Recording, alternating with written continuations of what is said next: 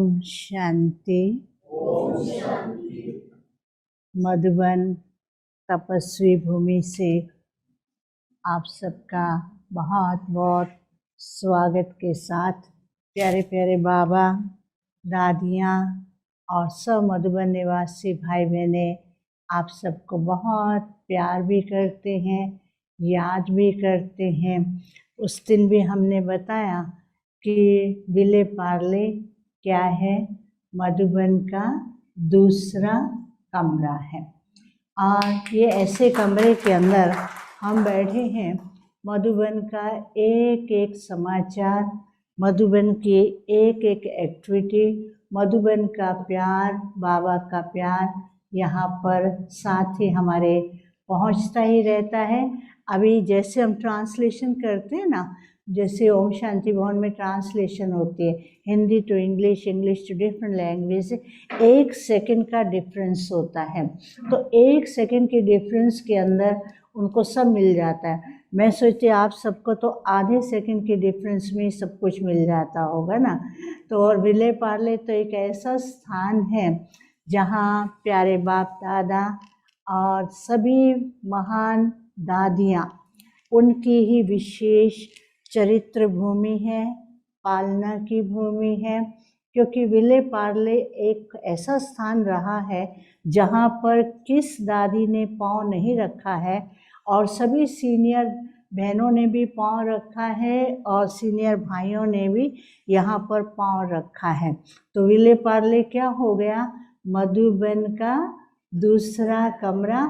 और कमरे के अंदर भी एक होता है बाहर से एंटर करो, एक एंट्रेंस अंदर से एंटर करो। तो ये एंट्रेंस भी क्या है, अंदर से है। जब जिसको मन करे आ जाता है, जब चाहिए मन करते हैं फ़ोन करते हैं, योगिनी दीदी को हम आ रहे हैं, दीदी कहती है आ जाओ, और आते हैं ऐसे जैसे चुपके से आ जाते हैं, अंदर से ही पता भी नहीं पड़ता है ना, ऐसा हो जाता है। तो विले पार्ले की जब मैं नाम लेते हैं ना विले पार्ले, तो मुझे खुशी भी होती है। बाबा कहते हैं, अब विले तो कहते हैं दुनिया में, कहते हैं इसका ये विला है, इसका ये विला है, इसका ये है, लेकिन आपका विला कितना बड़ा है? अब बताइए आपका विला कितना बड़ा है? हैं? बॉम्बे जितना है या उससे बड़ा है, या पूरे महाराष्ट्र जितना है? कितना बड़ा विला है? हैं? बेहद का है। लेकिन आपको बताएं कि बाबा कहते हैं ये महलों के महाराजा और महारानी, और महलों में रहने वाले प्रिंस और प्रिंसेस हैं। तो प्रिंस और प्रिंसेस कहाँ रहते हैं? महलों में ही रहते हैं। तो शुरू से संगम युग के अंदर बाबा ने आप सबको ऐसा अनुभव कराया, ऐसा स्थान दे दिया है जो कि महलों की ही अनुभूति। क्योंकि बॉम्बे में जब ये विले पार्ले सेंटर खुला था तो इतना सुंदर, अभी भी उससे ज़्यादा सुंदर है, और बाबा ने इतना अच्छा स्थान बना करके दिया है, जैसे महल के अंदर हर एक अनुभूति होती है, वो अनुभूति यहाँ पर हम सबको करने को मिलती है। इस ड्रामा अनुसार सोसाइटी भी ऐसी है, स्वास्तिक सोसाइटी है। ड्रामा अनुसार ही ऐसे, कोई आपने नाम नहीं लिखा है, कोई यहाँ आपने ढूंढा ही नहीं है, लेकिन ड्रामा अनुसार ऐसा ही मिला है। तो बाबा कहते पूरे क्लब के अंदर हम सब एक दूसरे के साथ हैं। सतयुग से लेकर संगम युग कर हम सब एक दूसरे के साथ साथ हैं, एक दूसरे के परिवार में हैं, कोई एक दूसरे से जुदा हो नहीं सकते हैं। और संगम युग की विशेषता है, कितना भी कोई कहे हम ब्राह्मणों के बिना रह नहीं सकते, ब्राह्मणों के बारे में सोचे बिना रह नहीं सकते, ब्राह्मणों को याद करते हैं। और बाबा कहते हैं ब्राह्मण परिवार इतना सुंदर है, इतना प्यारा है, इतना न्यारा है, ऐसा परिवार आपको दुनिया में कहीं नहीं मिलेगा। दुनिया में अनेक प्रकार के परिवार हैं, अनेक प्रकार के फैसिलिटीज़ हैं, उनके पास सब प्रकार के साधन हैं, लेकिन उनके महलों में जाओ तो सूनापन लगता है, ऐसा लगता है कुछ खाली है। सब प्रकार की फैसिलिटी है, साइंस के माध्यम से कितनी तरह की वो फैसिलिटी यूज़ कर रहे हैं, लेकिन जैसे वो लोग जाते हैं उनको भी लिए खालीपन है। और दूसरा हमारे जैसा कोई देखने जाएगा, कहेंगे पता नहीं किस जंगल में आ गए, वो कहेंगे महल और हम कहेंगे जंगल में आ गए हैं। तो बाबा ये बताते हैं कि ये भी ड्रामा के अंदर हर एक आत्मा का अपना अपना भाग्य है, हर एक आत्मा का अपना अपना पार्ट है। तो मैं यही सोच रही थी कि आप सभी कितना ना भाग्यशाली हैं और कितना सुंदर पार्ट है। और सबसे दूसरी बात तो ये है कि बॉम्बे में साकार बाबा आकर के रहते थे। फिर दूसरा विले पार्ले का विशेषता क्या है कि यहाँ पर अव्यक्त बाप दादा का आना ये कोई कम बात है क्या? इतना बड़ा भाग्य कि साकार बाबा की पालना और अव्यक्त बाप दादा के वरदानों से भरपूर होना, ये भी एक बहुत बड़ा भाग्य है। और साकार बाबा ने आपको पहले से ही शुभ संकल्पों से इमर्ज कर लिया था। भले आपको योगिनी दीदी, अंशुला दीदी, तपस्विनी बहन, इन सब ने कईयों को जन्म दिया, अलौकिक जन्म, लेकिन सबसे श्रेष्ठ जन्म किसने दिया? साकार बाबा ने। क्योंकि साकार बाबा लौकिक में भी बॉम्बे आते रहे और अलौकिक में भी साकार बाबा बच्चों के साथ ऐसे ऐसे शुभ संकल्पों के बीज बोए, तो वो बीज के कारण आप सबका ही अलौकिक जन्म हुआ है। कभी कभी कई भाई बहनें कहते हैं हमने तो साकार बाबा को नहीं देखा। देखा कि नहीं? जिसने नहीं देखा वो हाथ खड़ा करे।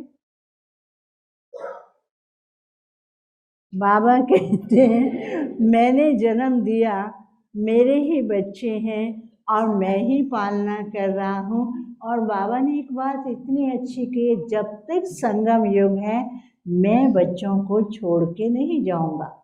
जब बच्चों के साथ है, बाप हमारी बैकबोन है, बाप हमारे को आगे बढ़ा रहा है, बाबा ही हमारी पालना कर रहे, बाबा हाथ पकड़ करके चला रहा है, बाबा अपने बच्चों को खिला रहा है, बाबा बच्चों को बहुत अच्छे अच्छे अनुभव भी करा रहा है। अब मैं आपको बाबा के बारे में एक बात सुनाती हूँ। मधुबन में जब बाबा साकार में थे तो बच्चे आते थे और हर एक बच्चे को ही होता था जहाँ बाबा होंगे सब दौड़ दौड़ करके बाबा के पास पहुँच जाते थे, बाबा को छोड़ते नहीं थे। तो बाबा जहाँ खड़े होंगे बाबा के पास हर एक को होता था कि हम बाबा का हाथ पकड़े।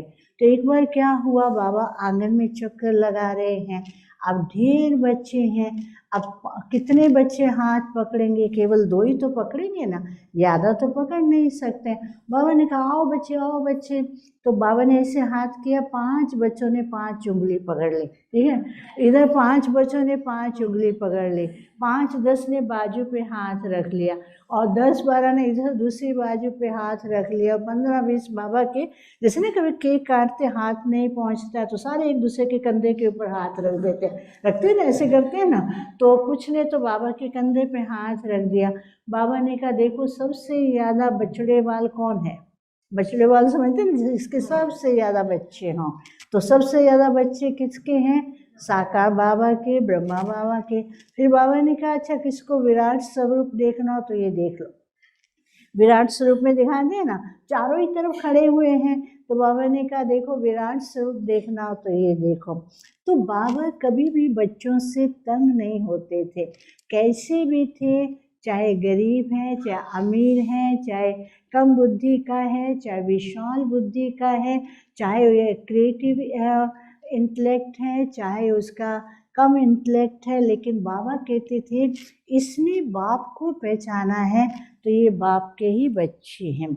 अब फिर बाबा बच्चों को समय अनुसार क्या कहते हैं, बच्चे अभी अपने आप को संपन्न बनाओ। अभी बाबा कहते हैं देखो बच्चों को अपने को कैसे परिपूर्ण करना है, संपन्न बनाना है, तो उसके लिए हमारे पास कोई एक तो साधन होना चाहिए ना। जैसे आज अकाउंट में जाते हैं, कुछ न कुछ इंस्ट्रूमेंट होता है अकाउंट की चेकिंग के लिए, और कोई न कोई प्रकार का इंस्ट्रूमेंट होता है। तो बाबा जब कहते हैं कि बाप समान बनना है, तो बाप समान बनने के लिए बाबा ये कहते हैं कि जो बाबा के गुण रहे हैं, जो बाबा की एक्टिविटी रही है, जो बाबा ने पुरुषार्थ किया है, जो दादियों ने हमारे सामने एक एग्जाम्पल प्रस्तुत किया है, उसको हमें अपने इस ब्राह्मण जीवन के अंदर एक तो फॉलो करना है। फॉलो करने के साथ साथ अब हमको चेकिंग करनी है। तो चेकिंग करने के लिए हम कौन सा इंस्ट्रूमेंट, कौन सा ऐसा साधन अपने पास रखें जो हम अपने आप को चेक भी करते रहें, डेली चेक करें, और डेली चेक के साथ साथ चेंज करें, चेंज के साथ साथ भरपूर करते रहें। तो कौन सा एक साधन अपने पास रखें? वो है, बाबा कहते अपने पास एक दर्पण होना चाहिए। बाप हमारे सामने एक दर्पण है, जिसको इंग्लिश में कहते हैं मिरर है। तो वो दर्पण कौन सा होगा? आप बताओ बहने, कौन सा दर्पण रखेंगे? देखो हम आपको बताते कितने प्रकार के दर्पण आपको रखने हैं। देखो बहनों के पास पर्स में छोटा सा दर्पण होता है ना, बीच बीच में से निकाल निकाल करके अपने आप को देखते रहते हैं। और भाइयों के पास मोबाइल होता है या गाड़ी के शीशे को देखते रहते हैं, उसमें देखते रहते हैं। तो अब बाबा कहते हैं कितने प्रकार के दर्पण हैं। एक पहला दर्पण है स्वस्थिति का। स्वस्थिति, वो छोटा सा दर्पण जो आप अपने पर्स में रखते हैं, या छोटा सा दर्पण आप साइड में देखते हैं, तो वो है, बाबा कहते हैं, अपने बिंदु स्वरूप, जो कि हमारा ओरिजिनल स्वरूप। वो इतना पावरफुल होता है, इतना श्रेष्ठ होता है, इतना क्लियर होता है कि आप अपने उस स्वरूप को बहुत अच्छी तरह से देख भी सकते हैं। और जैसे ही दर्पण में अपने को देखते हैं, थोड़ा बहुत ऊपर नीचे होता है, उसको ठीक करते हैं। तो बाबा कहते बीच बीच में टाइम निकाल करके आप अपने बिंदु स्वरूप में बैठो। और वो बिंदु स्वरूप स्टेज ऐसी है जिससे आपका अंदर का प्योरिफिकेशन होगा। प्योरिफिकेशन के साथ साथ आपकी स्थिति बिल्कुल क्लियर होगी। क्लैरिटी के साथ साथ अंदर ही अंदर पावरफुल भी होते जाएंगे, और अपने को इतना अनुभव होगा कि जैसे मेरे पास एक एनर्जी का स्रोत है, जैसे कि मैं एनर्जी की लहरों में लहरा रही हूँ, या चारों तरफ मेरे पास वैसा ही स्रोत है। दूसरा दर्पण है जो आप अपने कमरे में रखते हैं, हाफ साइज का होता है ना, हाफ साइज का होता है। और वो दर्पण हमें याद दिलाता है, बाबा कहते हैं कमल पुष्प के आसन पर स्थित होकर के बैठो। और वो कमल पुष्प का आसन जो है, वो एक इस तरह सा है कि पुष्प के चारों ही तरफ पर, जो कमल पुष्प का जो आसन है, उसके ही चारों ही तरफ आप देखते 16 पंखुड़ियां होती हैं। तो बाबा कहते हैं 16 कला संपन्न बनना, और अपने अंदर 16 कलाओं को लाना, और वो ऑटोमेटिकली उस स्थिति का अनुभव होता है। जब हम उस स्टेज पर बैठते हैं तो उस समय ऐसा लगता है कि ये देखो एक कला आ गई, एक गुण आ गया, हमारे पास ये सब प्राप्त हो गया। तो इस तरह से वो सारे अनुभव होते हैं। तो दूसरा दर्पण हमें क्या देखना है? बाबा कहते कमल पुष्प के ऊपर विराजमान होना है, क्योंकि हम सब पारिवारिक दुनिया में रहते हैं, समाज में रहते हैं, चाहे हम सेंटर पर रहते हैं, सेंटर का कारोबार भी होता है, आपके सामने समाज की कई कारोबार हैं, और फिर आज के टाइम पर तो दुनिया के अंदर कई प्रकार की परिस्थितियां हैं। लेकिन बाबा के बच्चे इतने अच्छे हैं, तो परिस्थिति अपना काम करे, व्यक्ति अपना काम करे, कोरोना अपना काम करे, वायरस कुछ भी करता रहे, तो बाबा क्या कहते, वायरस अपना कर रहा है लेकिन बच्चों को वॉइसलेस बना देता है। वायरस तो हम बच्चों को वॉइसलेस बनाने के लिए आया है, उसके लिए बाबा ने हमको सेफ्टी के लिए पहले से ही बता दिया है कि बच्चों को कैसे सेफ्टी रखनी है। ड्रामा अनुसार बाबा ने ब्राह्मण जीवन की ऐसी मर्यादाएं बनाई हुई हैं जो मर्यादाएं ये वायरस के प्रोटेक्शन के लिए। दुनिया में उनको प्रोटेक्शन के लिए डॉक्टर से एडवाइस देते हैं, लेकिन बाबा ने तो ऐसे ही नियम बना दिए जो बच्चों की अंदर की भी प्रोटेक्शन रहे और हर प्रकार की प्रोटेक्शन रहे। फिर तीसरा मिरर जो है वो कमरों में रखते हैं ना, लंबा लंबा रखते हैं, फुल साइज मिरर होता है। तो बाबा कहते हैं अपनी फुल परफेक्शन की स्टेज को देखने के लिए, जिसके लिए बाबा कहते हैं खुद भी साकार में बाबा लक्ष्मी नारायण के चित्र के सामने बैठ जाते थे। बाबा कहते थे श्री नारायण के अंदर इतनी वर्चुअस हैं, तो बाबा अपने आप को कंपेयर करते थे और कंपेयर करते थे। बाबा देखते थे कि इनके अंदर सर्वगुण है तो मुझे भी सर्वगुण भरने हैं। एक तो बार ऐसा हुआ कि साकार बाबा को कहा गया कोई भी कार्य के लिए, जैसे स्कूल में सेवा होती थी ना, तो बहनों ने कहा बाबा ये आपको नहीं करना है। बाबा ने कहा क्या कहती हो, क्या बोलती हो, तुम क्या समझती, मुझे अगर नारायण बनना है, संपन्न बनना है, अगर मैं अपने तन के द्वारा सेवा नहीं करूँगा तो मेरे एक पार्ट के अंदर तो कमी आ जाएगी।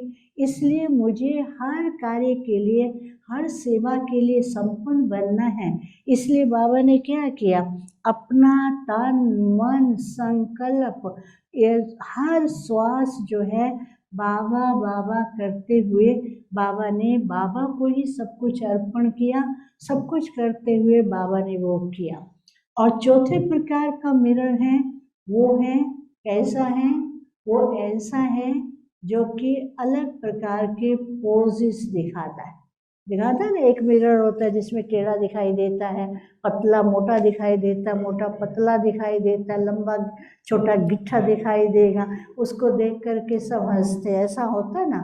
तो बाबा कहते हैं आपको ये मिरर केवल अपने लिए नहीं है, ये मिरर है माया के लिए। माया के लिए एक साकाश का मिरर बना के रख दो। माया जैसे ना डॉग या कोई जानवर होता है, मिरर के सामने गलती से आ जाए, वो दूसरे डॉग को देख कर को शीशे को मारता रहता है और शीशा तोड़ दे तो उसमें खुद जख्मी हो जाता है। तो बाबा भी कहते हैं ऐसा मिरर जो है वो माया के लिए आप लगा दो। माया आए अपने रूप को देखते उसे लड़ लड़ करके खुद ही खत्म हो जाए और बच्चों के पास उसके पास आने का मार्जिन ही ना रहे और उसके पास आने का कोई भी टाइम ना रहे और आने के लिए उसको सोचना भी ना पड़े। तो बाबा भी कहते हैं कभी कभी मेरे बच्चे क्या करते हैं, इस प्रकार से खेल करते हैं। बाबा उनको कहते बिंदु स्वरूप बनो, तो वो अपना विशाल रूप दिखा देते हैं। बाबा उनको कहते हैं योग की स्टेज में बैठो, तो वो डांस करना शुरू कर देते हैं। बाबा कहते खुशी में नाचो, तो वो क्या करेंगे, जा कर के एकदम गहरे सोच के अंदर बैठ जाते हैं। तो बाबा कहते हैं जैसा समय और जिस तरह से पुरुषार्थ करना है उसके वास्तविक स्वरूप को हमें जानना भी है और उसको पहचानना भी है और उसका अभ्यास करना है। तो उसके अभ्यास के लिए कुछ ऐसी बातें हैं, कुछ ऐसे हमें अपने जीवन के अंदर कुछ ऐसे स्वरूप को धारण करना है जो कि हमारे सामने माया का रूप कितना भी आए, माया कैसा भी रूप लेकर के आए, उस स्वरूप के अंदर हम अपने आप को देख सके। उसके लिए बाबा ने कहा है एक तो सबसे पहले कि मैं बाबा का, बाबा मेरा। मैं कितना भाग्यशाली कि बाबा ने ही मुझे चुना। हर एक यही कहता मेरा बाबा, कोई ये नहीं कहता कि तेरा बाबा है। कभी कहा कि तेरा बाबा, बाहर वाले कहेंगे आपका बाबा, हम कहेंगे मेरा बाबा। फिर बाबा कहते हैं अपने भाग्य के भी गुण गाओ। अब मैं एक प्रश्न पूछती हूँ, आप में से भाग्यशाली कौन है?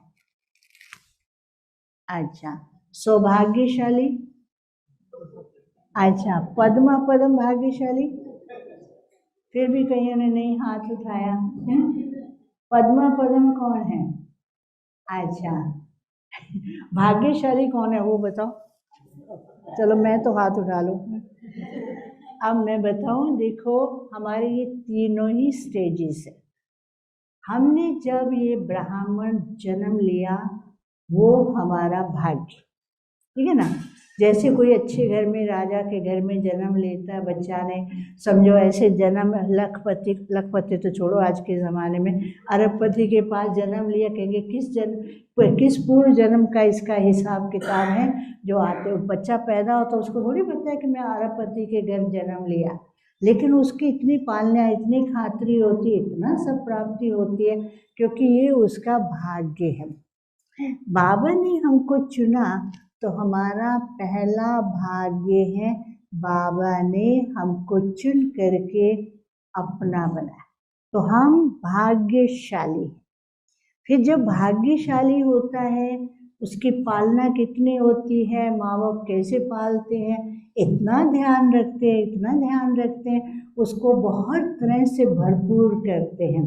तो जैसे हम बाबा के बने तो बाबा ने अपना बनाते इतना भरपूर किया, इतना भरपूर किया, इतने अनुभव करा दिए। वो शुरू के अनुभव एक एक का पूछो, अगर पूछने लगे तो सारे दिन और रात बीत जाएं, जब उनकी स्टोरी खत्म नहीं होगी। उनकी कितनी किताबें बना दे तो भी नहीं लिखी जा सकेंगी। वो अनुभव इतना न्यारा, इतना प्यारा था, जैसे उड़ रहे हैं, उड़ते जा रहे हैं। वो हमारा पुरुषार्थ नहीं था, वो बाबा का ही पुरुषार्थ था, जो बाबा ने ही कराया था। फिर उसके बाद बाबा हम बच्चों को सौभाग्यशाली कैसे बनाते हैं कि बाबा ने आते ही क्या किया, पढ़ाई किया नहीं। स्कूल में बच्चा पढ़ने जाता है, डॉक्टर बनने के लिए इतने साल प्रैक्टिस करता है, फिर उसको बाद में डिग्री मिलती है, डिग्री के बाद प्रैक्टिस करेगा तब कहेंगे ये अनुभवी डॉक्टर है। यहाँ तो आए, बाबा ने कह दिया मेरे नूरे रत्न है, मेरे सौभाग्यशाली है, नैनों के सितारे हैं, उड़ते पंछी, पता नहीं कितने टाइटल्स, कितने वरदान दे दिए। तो सौभाग्य है ना, बिना मेहनत किए, बिना पुरुषार्थ किए, बिना पढ़ाई किए, कुछ नहीं किया, आते स्कूल में पहला डिग्री मिल गई। दूसरे स्कूल में जाओ तो कोई डिग्री नहीं मिलती, यहाँ आते पहला कदम डिग्री। और कितनी डिग्री है आपके पास, कितनी है, कभी गिनती किया, बताओ कितनी है, एक है, दो है, अरे सारी ड्रेस आपकी भरी पड़ी है टाइटल से। वो एंजल दिखाते हैं ना, एंजल के ऊपर कितने सारे स्टार्स दिखाते हैं, इतने स्टार्स दिखाते हैं कि वो सारे स्टार्स चमकते हुए दिखाते हैं। तो बाबा ने भी हमको एंजल की ड्रेस दी है, उसके ऊपर सारे वरदानों के सारे स्टार्स सदा चमकते रहते हैं, वरदानों से भरे हुए हैं और वरदानों से भरपूर हैं और वरदानों से ही पल रहे हैं, वरदानों से खेलते हैं और वरदान ही बांटते रहते हैं। तो ये हमारा एक सौभाग्य की निशानी है, जो बिना मेहनत वरदान रोज मिलते ही रहते हैं। फिर जब पद्मा पदम भाग्यशाली की बात आती है, ये एक बहुत बड़ी बात है। पद्मा पदम भाग्यशाली मीन्स कि बाप के कदमों पर कदम रख करके बढ़ना, उसको कहते हैं पद्मा पदम भाग्यशाली। बाबा ने जो हमारे लिए नियम बनाए हैं, बाबा ने जो हम बच्चों को श्रीमत दी है, बाबा जो हमसे चाहते हैं, बाबा के बच्चों के प्रति जो आशाएं हैं, बाबा चाहते हैं कि मेरे बच्चे जल्दी से जल्दी संपन्न बने, तो उसके लिए हमें पुरुषार्थ करना है। जैसे बच्चा भी घर में बड़ा हो जाता है तो माँ बाप यही चाहते हैं कि अब ऐसा काम करे जो अपने बाप के कारोबार को और अच्छी तरह से संभाले। तो बाबा भी क्या कहते हैं, बाप का कार्य क्या है कि बाप समान बनना, बाप चाहते हैं संपन्न बने, और बाबा को खुशी होती है कि नई दुनिया में जा कर के ये मेरे लाडले बच्चे जा कर के वहाँ पर राज्य करें। भले मैं नहीं आऊँगा लेकिन मेरे बच्चे तो आएंगे ना। तो इसलिए बाबा कहते हैं हम बच्चों को ये भी ध्यान रखना है। तो इसलिए आज बाबा हम बच्चों को बहुत हर तरह से भरपूर भी कर रहे हैं। बाबा ने कहा ना, अपनी मशीनरी को ऐसा सेट कर दो वो ऑटोमेटिकली चलती रहे। तो हम ऐसा ही अपनी मशीनरी को सेट करने वाले हैं। और आप सभी तो हो ही बहुत एक्सपर्ट इन बातों के अंदर। चारों तरफ से आप बॉम्बे जो है, ऐसा बाबा जिसको कहते हैं मशीनरी युग भी, इतने फास्ट लाइफ है। तो बाबा कहते हैं मशीनरी युग मीन्स फास्ट, फटाफट फटाफट करते रहते हैं। तो आप सभी भी हर पुरुषार्थ के अंदर फास्ट हो। अब दूसरी बात, हमारी बहनें बहुत प्यार से कल बातचीत कर रही थी हमारे से कि ये जो ट्रांस का पार्ट है कब शुरू हुआ, कैसे हुआ। तो देखो, हर इंस्टीट्यूशन का इतिहास अपना अपना होता है। तो आप सबको मालूम है कि जब यज्ञ की स्थापना बाबा को करनी थी हैदराबाद सिंध के अंदर, बच्चे सब छोटे छोटे हैं, स्कूल के अंदर बच्चा जाता है, उसको हाई स्टडी नहीं कराएंगे, उसको बोलेंगे ए एप्पल, एम मैंगो, एलिफेंट, ऐसे पिक्चर दिखा करके उसको आगे बढ़ाते हैं, फिर धीरे धीरे करते हैं।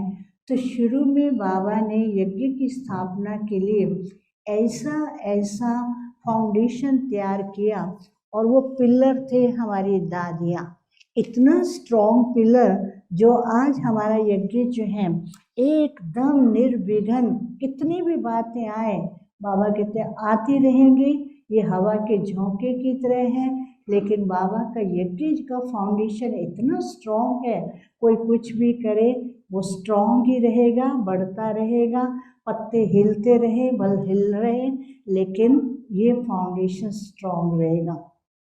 तो बाबा ने शुरू में क्या किया, हर एक बच्चे को अनुभव कराया। अनुभव ऐसा था कि यज्ञ में जैसे कोई आया, बाबा को देखा, दादियों को देखा, वो अनुभव ऐसा था, उसी स्वरूप में टिक जाते थे।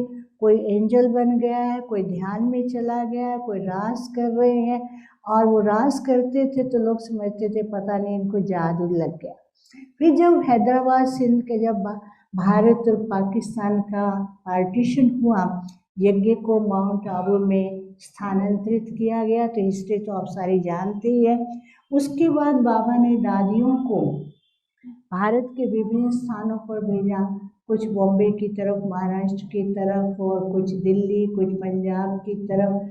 तो दादियाँ जब आई, एक शक्तियाँ थी, और इनका वो स्वरूप था, संपन्न स्वरूप था, ऐसा स्वरूप था जैसे वो बैठते थे तो ज्ञान नहीं सुनाते, ज्ञान तो थोड़ा ही सुनाते थे, जैसे योग में बैठे तो उस समय ऐसा था कि क्लास में समझो 50 स्टूडेंट है या 20 हैं, 20 में से 18 तो ध्यान में चले गए। 18 क्या है, ऐसे होता था, कोई कृष्ण को देख रहा है, कोई नारायण को देख रहा है, कोई उस देख रहा है, कोई रास कर रहा है, 2-4 जो बाकी बचे हुए थे वो भी सेमी ट्रांस में होते थे, सारी क्लास में ट्रांस में ही होते थे। और फिर उसके बाद कोर्स तो बहुत कम ही कराते थे, फिर आपस में शेयर करते थे कि आपने आज क्या देखा, आपने आज क्या देखा। तो हम भी जब ज्ञान में आए, उस समय हमारे करनाल में ही ज्ञान लिया, करनाल में जैसे ज्ञान लिया, और वहाँ जैसे हम आए तो आकर के क्लास में अपनी माँ के साथ आए। पहला ही दिन है, कोई ज्ञान तो था ही नहीं, क्लास में जाके बैठे हैं, जैसे सब बैठते हैं तो मैं भी ऐसे ही ध्यान में चली गई। तो वहाँ पर उस समय एक बहुत छोटी लाइट देखी, धीरे धीरे वो लाइट बहुत बड़ी होती जा रही थी, बहुत बड़ी होती जा रही। तो मैंने तो, मेरे आंखों में आंसू आते गए, आंसू आते गए। तो जो बहन योग करा रही थी, उस समय वो पूछते थे, उसने सोचा कि मैंने कोई भयानक सीन देखा इसलिए मैं रो रही हूँ। वो मुझे अपने कमरे में ले गई और पूछती रही क्या देखा क्या देखा, मैंने तो जोर से रोना शुरू कर दिया। तो वो उस समय तो मालूम नहीं पड़ा, बाद में रियलाइज़ हुआ कि जब कोई बच्चा अपने माँ बाप से बिछड़ जाता है और बहुत समय के बाद मिलता है तो उसके खुशी के आंसू आते हैं ना, तो बाद में रियलाइज़ हुआ कि बाबा से मिलन की एक इतनी सुंदर घड़ी थी। फिर दूसरी बार फिर क्या हुआ कि ऐसे हम लोग तो फिर घंटों घंटों उसी कॉन्शियस में रहते थे। उस समय जो ऐसा था पार्ट, बाबा ने ऐसी स्थिति बना के रखी थी बच्चों की, घंटों घंटों उसी कॉन्शियस में बैठे रहते थे। जहाँ बैठे बाबा को देख रहे हैं, जहाँ बैठे हम एंजल बने हुए हैं, जहाँ देखो बाबा हमको चल रहा है। इतनी न्यारी प्यारी स्टेज होती थी। फिर एक बार क्या हुआ कि मैं शुरू से लेकर के शाई नेचर की थी, बहुत शाई नेचर में, ज़्यादा लोगों से हिलना जुलना कम ही करती थी, अभी भी कम ही करती हूँ। अभी भी लोग मेरे पास आना पसंद नहीं करते और मैं भी कम ही करती हूँ। तो फिर एक बार क्या हुआ कि मैं बैठी हूँ योग के अंदर, तो वहाँ पर एक बहुत सुंदर गार्डन है यमुना के किनारे पर, और वहाँ पर दूर श्री कृष्ण और गोप और गोपियाँ रास कर रहे हैं।